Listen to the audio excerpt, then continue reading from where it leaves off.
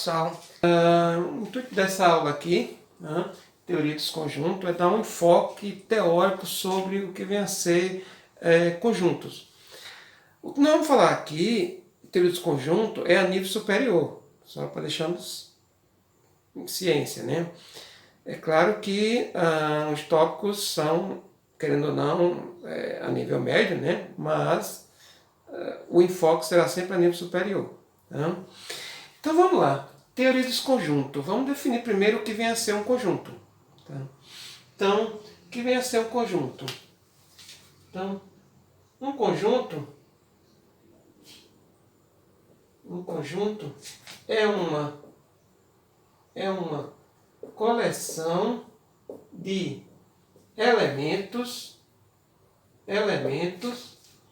que desfrutam de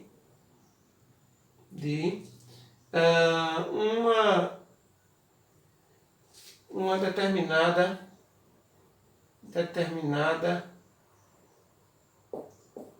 propriedade. Então, você tem um conjunto, tá? Você tem uma coleção de elementos que desfrutam de uma determinada propriedade. Isso é a definição de conjunto. Em termos de notação, nós colocamos conjunto da seguinte forma. Sempre representamos conjunto com a letra maiúscula, tá? E os seus elementos vamos sempre chamar com letras minúsculas. Tá? Então, um conjunto é constituído de todos os elementos, né, tal que X, né, desfruta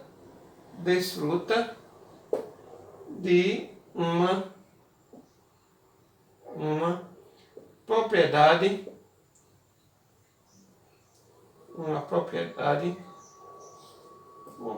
P, digamos. Tá?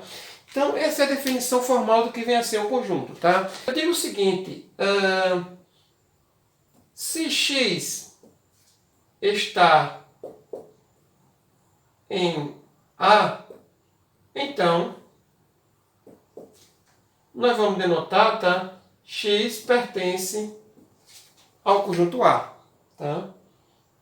Então, vamos usar essa notaçãozinha, X pertence ao conjunto A. Todo mundo já é habituado com essa notação, né? Quem está no ensino superior, quem está iniciando um curso de teoria dos conjuntos, não, né? Mas quem está no ensino superior, que é esse o nosso objetivo, todo mundo já sabe dessa notação, tá? Então, um elemento vai pertencer ao conjunto, tá? Se ele estiver dentro desse conjunto. Né? E se X não está em A, então nós vamos denotar que X não pertence a A. Tá? Só para lembrar um pouquinho aqui, né? Tudo que nós vamos fazer a negação de uma certa propriedade em matemática, de um certo símbolo, né? Nós costumamos traçar esse símbolo. Né? Exemplo, né? Quando nós temos igualdade, né? Então nós queremos negar a igualdade, né? Então seria a diferença, né? A gente vai lá e faz isso. Né? Então, em matemática isso é uma coisa natural. Né? Então, vamos lá. Pegar aqui alguns exemplos. Né? Então, conjuntuar como sendo conjunto de todos os x, tal que x é natural e x é, sei lá, menor do que 7. Então aqui nós temos um elemento, tá? Que é x, tá? E a propriedade. Que propriedade é? X é um número natural e ele é menor do que 7. Então essa é a propriedade. Uma outra maneira de escrever conjunto seria essa, né? X pertencente ao conjunto dos números inteiros, tal que x menor do que 5, tá? Menor do que menos 5, e maior do que menos 5, e menor do que, sei lá, 1. Então, Aqui, na verdade, nós já temos uma propriedade. Nós temos o elemento e a propriedade. Que a propriedade é x pertence ao conjunto dos números inteiros. E aqui ele satisfaz a essa condição. Então nós temos exatamente aqui o elemento e a propriedade. Aqui nós poderíamos enumerar quem são, colocar aí na verdade quem são esses elementos, né? Então x é um número natural e x é menor do que 7. Bom, lá na frente nós vamos enunciar o axioma de Peano, tá? Que é a construção dos números naturais. Tá? E nesse axioma, o zero não pertence ao conjunto dos números naturais. Os números naturais começam a partir do 1. Tá? Só que isso é um assunto lá para frente. Vamos deixar isso de lado, tá? Nesse momento. Tá? E vamos considerar o conjunto dos números naturais, tá? Começando a partir do 1. Seria um conjunto de contagem. Tá? Então, nesse conto aqui é composto por quê? Por todos os números naturais menores do que 7. Então seria 1, 2, 3, 4, 5, né? 5, 6. Menor do que 7. Então seria esse conjunto aqui, tá? Só uma pequena, tá? Vocês vão me desculpando aqui pela minha letra, tá? Minha letra não é bonita, mas agora não dá para mudar mais não, tá? Já faz muito tempo. Quem é esse conjunto B? Bom, do jeito que ele está aqui, né? Então seria quem? Então vai ser menos 4, menos 2, menos 3, menos 1 e 0. Tá? Então seria esse conjunto aqui. Tá? É claro que nem sempre eu consigo colocar quem são os elementos do conjunto. Tá? Se eu pegar, por exemplo, o conjunto aqui C, tá? Como sendo todos os x pertencentes ao conjunto dos números reais, tal que x é menor do que 0, ou desculpa, maior do que 0, e menor do que 1, maior ou igual. Tá? Eu não vou conseguir colocar quem são esses elementos, tá? Porque na verdade se eu for colocar aqui na reta, tá? Na reta real, tá? Eu vou ter aqui o 0, tá? E aqui o 1. Então quem é esse conjunto? Vão ser todos os elementos que estão aqui nesse trechozinho, tá? Como nós já vimos aqui em intervalo, nós sabemos que aqui, vocês viram isso em cálculo, né? Nós sabemos que isso aqui tem infinitos números, então não tem como nós colocarmos todos esses números aí. Né? Colocamos apenas alguns, não todos, né? Mas é isso, né? Bom, isso são apenas alguns exemplos, tá? Alguns exemplos. Vamos trabalhar algumas propriedades a mais do que nós temos sobre conjunto. Bom, vamos definir agora, tá? O que vem a ser conjunto vazio. Conjunto vazio. Vamos denotar esse conjunto aqui, tá? Por esse símbolozinho aqui. Então vamos lá. É um conjunto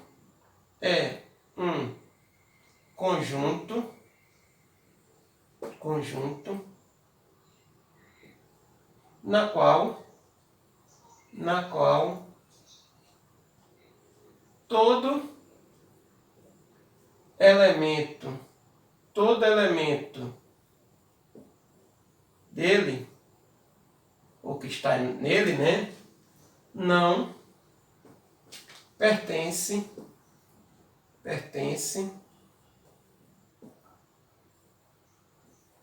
a ele. Tá? Em outras palavras, ele quer dizer o seguinte, tá? É um conjunto constituído dos seguintes elementos, tá? Ele tem um elemento, lembre-se, o conjunto ele tem um elemento e tem sua propriedade, tá? Então, é um conjunto na qual todos os elementos dele não estão nele. Ou seja, em outras palavras, o que ele diz é o seguinte, tá? O que diz é o seguinte. O conjunto vazio é constituído de todos os elementos, tá? Então aqui eu tenho o elemento, tá? E qual é a propriedade? A propriedade é que este elemento não pertence a esse conjunto, tá? Bom, então vamos só analisar, né? É um conjunto constituído de todos os elementos, na qual esse elemento não está nesse conjunto. Ora, se é um conjunto constituído de todos os elementos, na qual esse elemento não está nesse conjunto, então esse conjunto não tem elemento nenhum, né? Porque se ele tivesse, ele não estaria nesse conjunto. Tá? Então esse conjunto não tem elemento nenhum. Tá? É literalmente sem elemento. Só uma questãozinha aqui, tá? Nós vamos sempre usar essa notação aqui. Nós não vamos mudar, tá? No ensino médio se usa essa notação, tá? Não gosto, né? Mas se usa, tá? Agora, por favor, jamais usem essa notação aqui, tá? Porque aqui está dizendo esse conjunto aqui, tá? Ele tem um elemento. E quem é o elemento? É esse cara aqui. É esse conjunto aqui, tá? Então seria um conjunto de conjuntos, tá? Então ele tem um elemento, tá? Deixa eu pegar o apagador. Então, vamos lá. Vamos continuando a nossa definição, tá? Bom, nós já temos a ideia de conjunto vazio, tá? Vamos só pegar aqui algumas proposições, alguns resultados, tá? Vamos colocar aqui uma definição. Subconjunto. Vamos definir o que é subconjunto, tá? E depois eu vou mostrar uma proposição aqui que afirma que todo conjunto vazio é subconjunto de algum conjunto, tá? Mas vamos definir primeiro o que vem a ser um subconjunto, tá? Então, vamos lá. Dado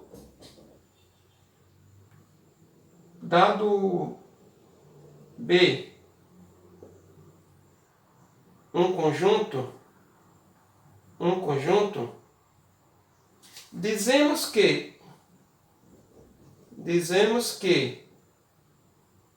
B é um subconjunto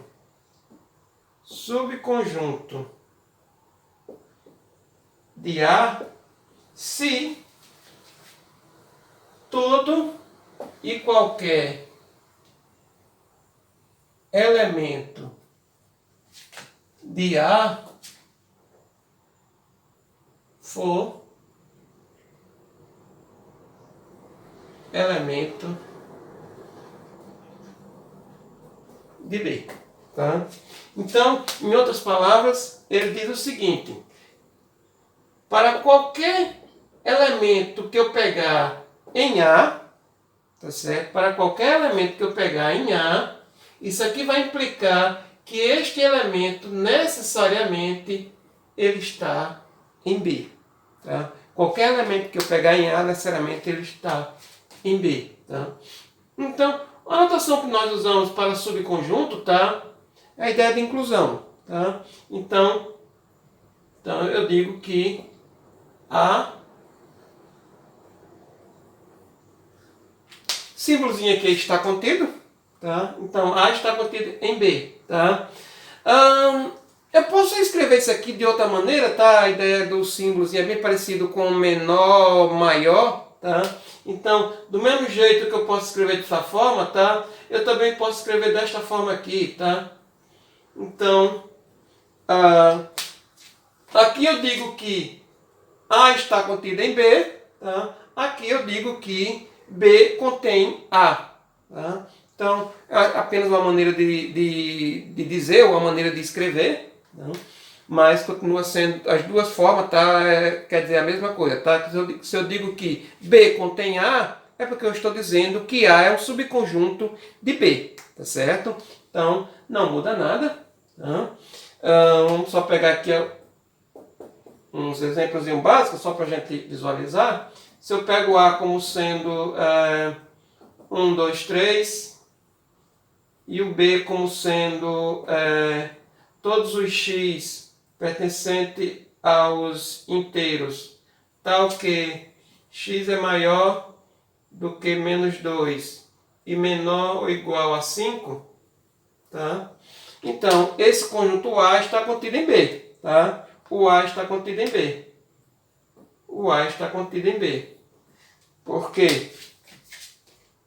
O 1 está nessa condição aqui, tá? Ele é maior do que menos 2 e menor do que 5. O 2 satisfaz essa propriedade aqui. E o 3 também satisfaz. Então, esses três elementos aqui, na verdade, estão nesse conjunto aqui B. Então, de fato, eu tenho essa inclusão. Tá? Então, nada a se comentar sobre isso. Bom, aí nós temos algumas propriedades básicas, tá? Que eu vou só colocar aqui, relação de inclusão, tá? A palavra relação lá na frente a gente estuda melhor, tá? Só colocando aqui algumas propriedadezinhas básicas. A primeira é o seguinte, que o A está contido em A, independente de quem seja esse conjunto A. Tá? Então, qualquer conjunto que você pegar, o A está contido em A. Ora, qualquer elemento de A é um elemento de A. Então, sem problema. A segunda condição é que se A está contido, se A estiver contido em B e B estiver contido em A, então, necessariamente, o conjunto A tem que ser igual a B. Tá? Também bastante simples de se observar, né? Se você pega um elemento de A, qualquer elemento de A vai estar em B, e qualquer elemento de B vai estar em A, então, automaticamente, necessariamente, esses elementos têm que serem iguais. Tá? Então, automaticamente, esses dois conjuntos são iguais. Né? Bom, quando eu coloco aqui o A está contido em B, certo? Eu tenho algumas... o A está contido em B, tá? Tem algumas coisas que a gente poderia analisar. Bom, o A está contido em B não quer dizer necessariamente que o A é diferente de B. Tá? O A pode ser igual a B. Tá? Exemplo, esse caso aqui, o A é igual a B. Tá? Então, quando o A ser subconjunto de B, tá? O A pode ser diferente ou pode ser igual. Não tem problema nenhum, tá? Continua sendo subconjunto. Então, aqui é um caso clássico, né? De que eu tenho a igualdade. Né? Agora, se nós trabalharmos com diferente, se o B for diferente necessariamente de A, ou se o A for diferente de B, tá? Então, o que nós temos é o seguinte, tá?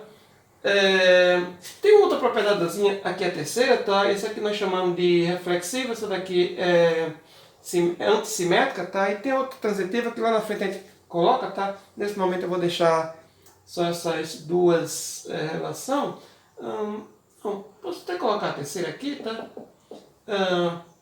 Se o A está contido em B e o B está contido em D, vou colocar D porque o meu C é bem parecido com o está contido, tá? Então, necessariamente, o A está contido em D. Tá? Lá na frente nós provamos essa propriedade aqui, tá? A está contido em B, B está contido em D, implica que A está contido em D. Tá?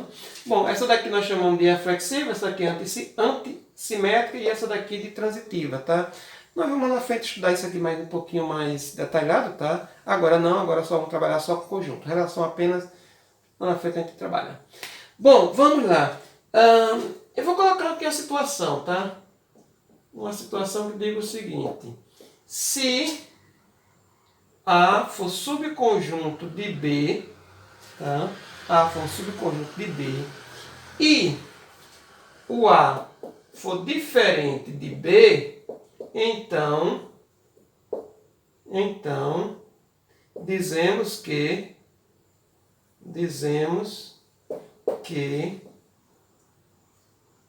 A é subconjunto próprio de B. Tá? A notação que nós vamos usar é essa daqui, tá? O A está contido em B, tá? Mas necessariamente o A não pode ser igual a B. O A é diferente de B. Tá? Então, o A está contido em B, mas é diferente de B. Eu não tenho a igualdade. Tá? Vamos só aqui para algumas proposições. Algumas proposições que eu tinha comentado agora há pouco. Tá? Primeira proposição. Tá? Eu comentei agora há pouco que o conjunto vazio era subconjunto de qualquer conjunto. Tá? Então vamos colocar essa proposição e provar isso. Tá? Então, o conjunto vazio é subconjunto de qualquer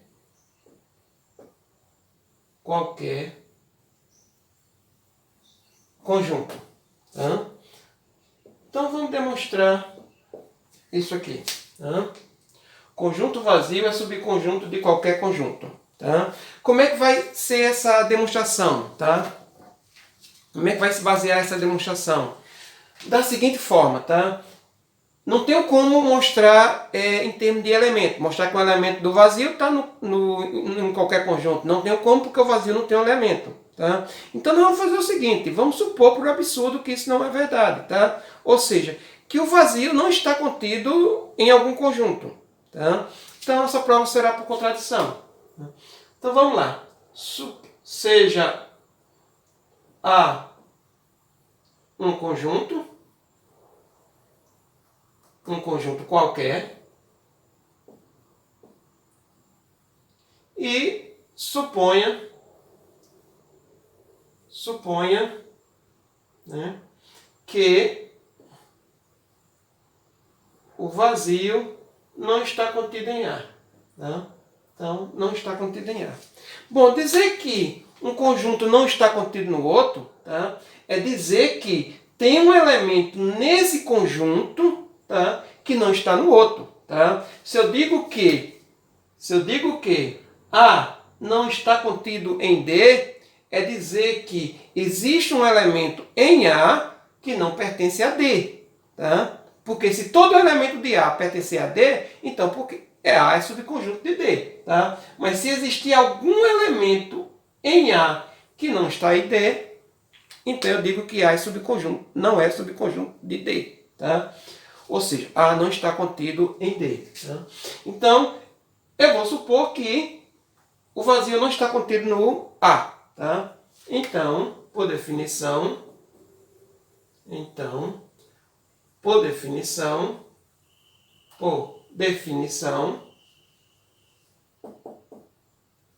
existe X pertencente ao vazio, tal que X não pertence a A. Ora, mas o vazio é caracterizado por não ter elemento. Tá? Só que aqui diz que existe um elemento que está no vazio, mas não está em A. Bom, esse absurdo surgiu de que fato? Do fato de eu ter suposto, tá, de que o vazio não estava contido em A. Tá? Então, como? Mas isto contradiz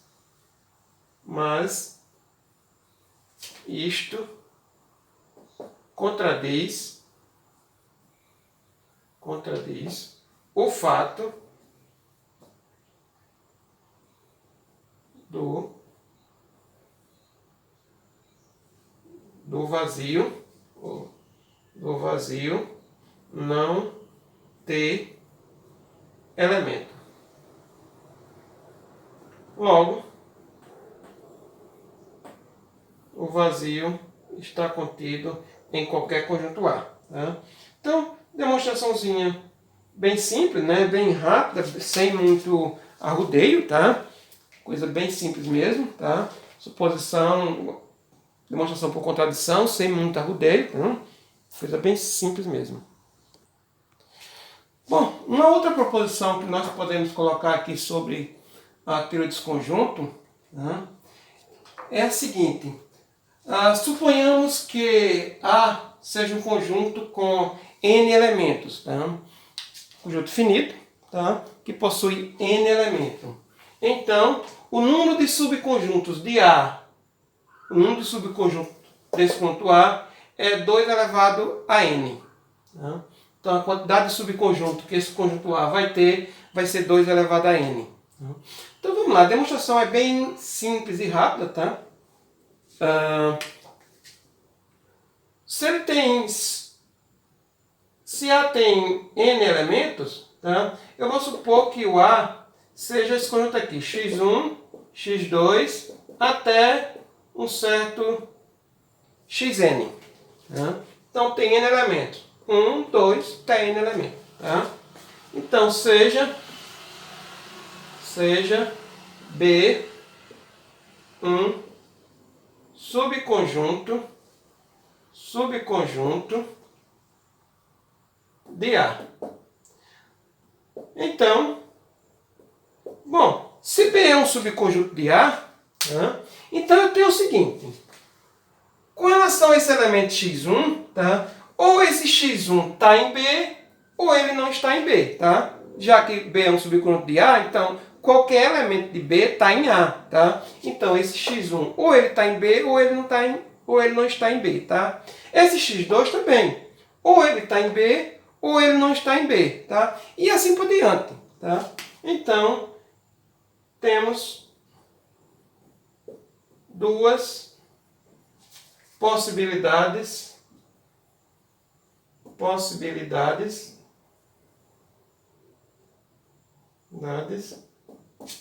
para x1. x1 pertence a B ou x1 não pertence a B. Tá? Então, ele está em B ou não está em B. Bom, analogamente, né, de maneira análoga, tá? Analogamente, nós temos o seguinte, é que x2 pertence a B ou x2 não pertence a B. E aí você vai, tá, até o último elemento. xn pertence a B ou xn não pertence a B. Então, para cada elemento, eu tenho duas possibilidades. Ou ele pertence a B, ou ele não pertence a B. Né? O princípio fundamental da contagem, tá, afirma o seguinte, que se eu tenho um conjunto que acontece, sei lá, o número de eventos que acontece para aquele conjunto seja, sei lá, R vezes, e o outro conjunto B, o número de possibilidades para que aqueles eventos do conjunto B aconteça seja S vezes, então o número de possibilidades para que esses eventos, o A e B, aconteçam simultaneamente, né, os dois aconteçam simultaneamente, tá? A e o B, então é pegar o número de possibilidades que acontece para A e multiplicar pelo número de possibilidades que acontece para B. Então, no caso, R vezes S. Então aqui eu tenho o seguinte, ó, eu tenho para essa condição aqui, eu tenho duas possibilidades. Tá? Para essa outra condição, eu tenho duas possibilidades. E assim por diante, tá? Então, para todas as condições aqui, tá? de pertinência, tá? Eu tenho duas possibilidades. Então, para que aconteça, para a existência de B, tá? Só eu pegar e fazer a multiplicação de todas essas possibilidades. Tá? Então, princípio fundamental da contagem. Princípio fundamental da contagem. O princípio fundamental da contagem, A 2 vezes 2 vezes 2, tá? Isso aqui vai ser igual a possibilidades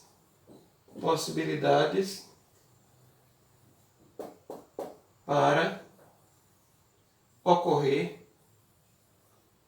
B. Tá? Bom, só que aqui, pela condição que nós colocamos, né? Aqui acontece 2, aqui acontece 2, assim 2, ou seja, quantas vezes? N vezes. Então essa multiplicação aqui, na verdade, é 2 elevado a N. Tá? Eu estou multiplicando 2 N vezes. Tá? Então o número de possibilidade para ocorrer B é exatamente N vezes. Tá? Logo, posso concluir que, o número de subconjuntos de A é 2 elevado a n. Esse é o número de subconjuntos para ocorrer A. Tá? A esse número de subconjuntos, tá? Nós vamos dar o nome, tá? Que é o conjunto das partes. Tá? Então, o que seja o conjunto das partes de A? Então, vamos só colocar aqui uma observaçãozinha, tá? Denotamos por PA, né? Vou colocar assim, tá? Como sendo o conjunto das partes de A. Ou seja, os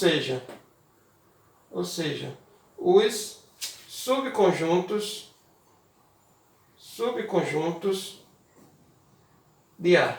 Tá? Então, PA, na verdade, vai ser constituído de todo subconjunto de A. Então, o que nós temos é o seguinte. Tá? Então, esse PA, podíamos colocar de outra forma, tá? Esse PA, né? Esse